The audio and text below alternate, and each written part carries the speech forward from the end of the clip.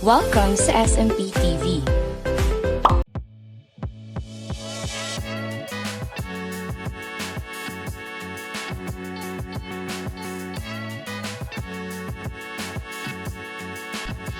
Nag-viral sa social media ang FIBA moments nina Gerald Anderson, Maha Salvador, at asawa nitong si Rambo Nunez.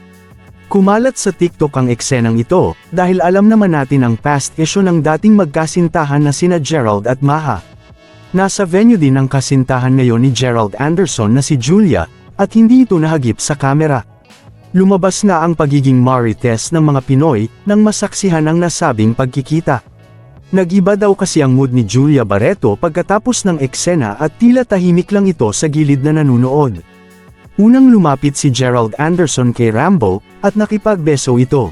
Sumunod naman siyang humarap kay Maha Salvador, at hinalikan din ito sa pisngi. Nahagip naman ng kamera, ang reaksyon ng magkasintahan na sina Catriona Gray at Sam Milby, na tila may ibang kahulugan sa mga tawa nito. Samantala, nang tinanong si Julia patungkol sa nasabing pagkikita, ay nagpahayag itong wala siyang masasabi dito. Ayon sa kanya, past is past at marunong naman siyang umintindi sa mga ex ni Gerald Anderson.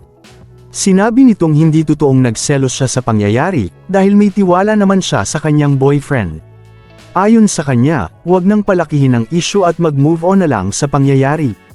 Ang hindi alam ng netizens, matagal nang magkaibigan sina Rambo at Gerald, dahil kapwa mahilig sila sa basketball. Tila awkward nga ang nangyari, dahil ilang libong tao din ang nanood ng FIBA World Cup. Ayon naman sa netizens, normal na ang eksenang ito sa mga artista, dahil maliit lang naman ang showbiz world. Marami namang memes ang lumabas patungkol dito, na siya namang kinagiliwan ng netizens. Iba't iba naman ang reaksyon ng mga tao sa social media. May nagsabing naka-move on na talaga, sina Maha Salvador at Gerald Anderson sa kanilang relasyon noon.